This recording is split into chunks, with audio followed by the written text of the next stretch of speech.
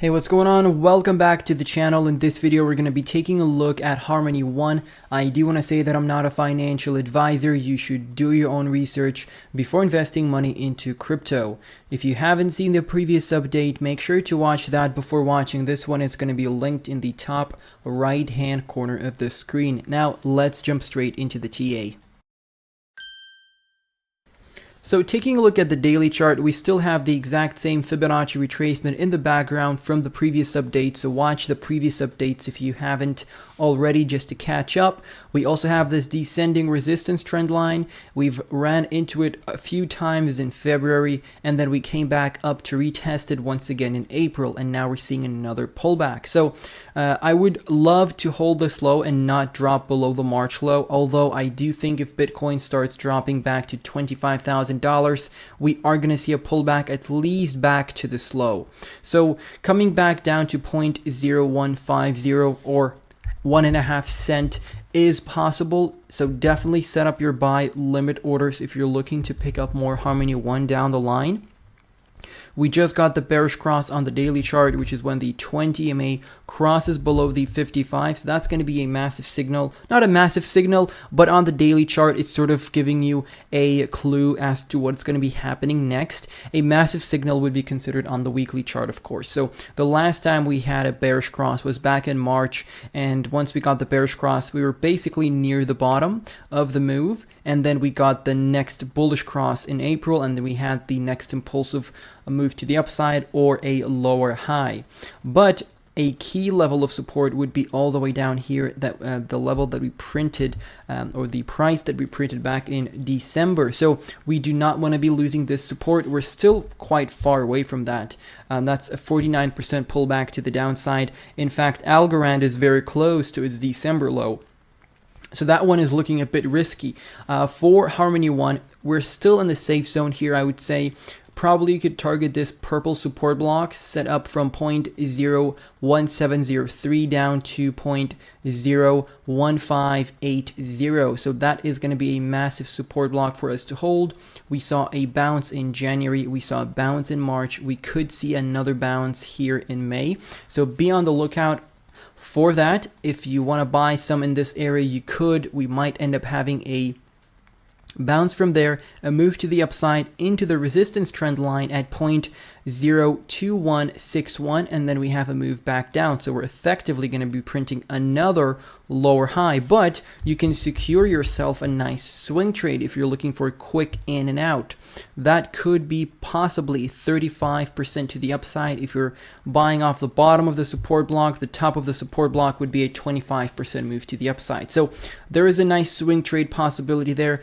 Personally, I wouldn't be risking swing trading right now because this is going to be a make or break deal the next few months. So I really don't want to be selling my crypto before we have the run up to into the higher highs, or I would say lower highs if you're looking at the grand scheme of things on Bitcoin. So I don't want to be left behind with my cash. The only thing that I want to be doing now is accumulating and staking. So the next important level below is going to be this yellow support trend line sitting at 0.01359. And as you can see, we did have a back test of support here in November last year before we eventually broke out in January. So we did not come back to back test that level as support. So we did break above here.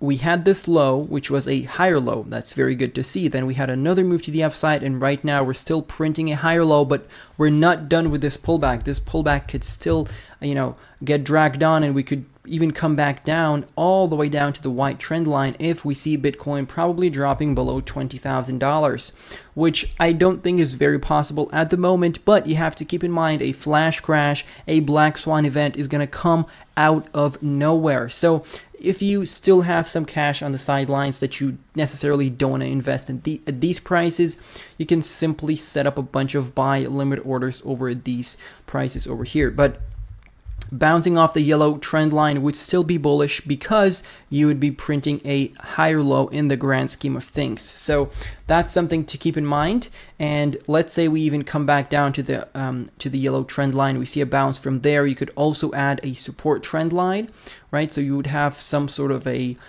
symmetrical triangle here that you'd be in, and hopefully we'd see a breakout sometime in August, September, which is when I would be expecting a local high and a bull trap, so to speak, the last bull trap of this bear market.